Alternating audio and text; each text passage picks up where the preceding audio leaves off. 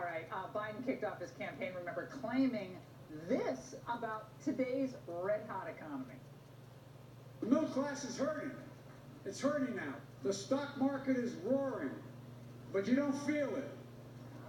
There's $2 trillion tax cut last year. Did you feel it? Did you get anything from it? Of course not. I don't know if there was an immediate reaction to that question. Well, Biden always did have a little trouble with the truth.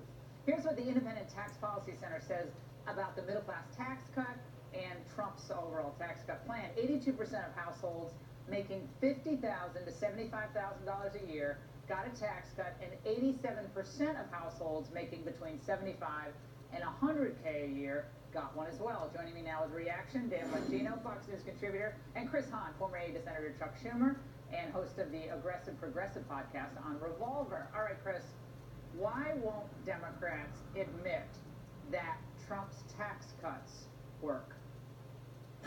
Well, they work for some people. I don't think most of the middle class feel We just read you the statistic. They got a tax cut. I agree. They did get one. It might have been $25, might have been $100. I don't know that they felt it. And that's the real question, right? In elections, it's not about reality. It's about what people are actually feeling.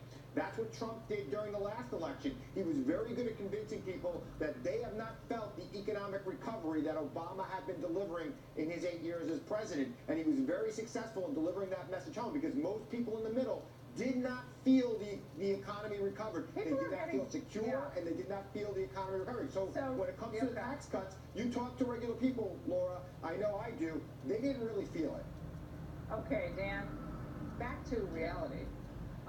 People getting bonuses who had never gotten bonuses before. Construction workers in the place where Joe Biden did his big reveal today, they can't even find enough construction workers. Wages going up. Texas construction workers, oil and gas workers, biotech workers are all seeing they're seeing bonuses and uptick in wages.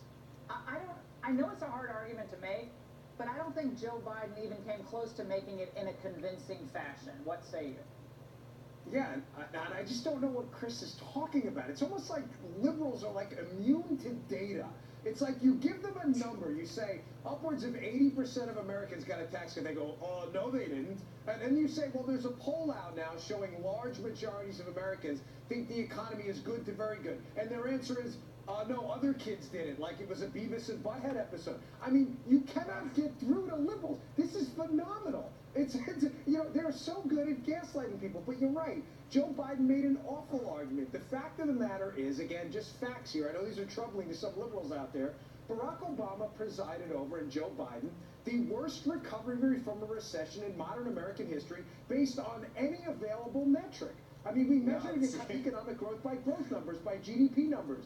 Barack Obama is the only president in modern American history in two terms, to never reach annualized 3% growth. That's just a fact, however uncomfortable for liberals to have to digest. Hold on, Chris. I do have a question. Just, again, what people were predicting. You must at least admit this, that there were a lot of fancy pants economists who saw Trump coming in, and they were freaking out. They're like, it's going to be a massive global sell-off. It's going to be a disaster.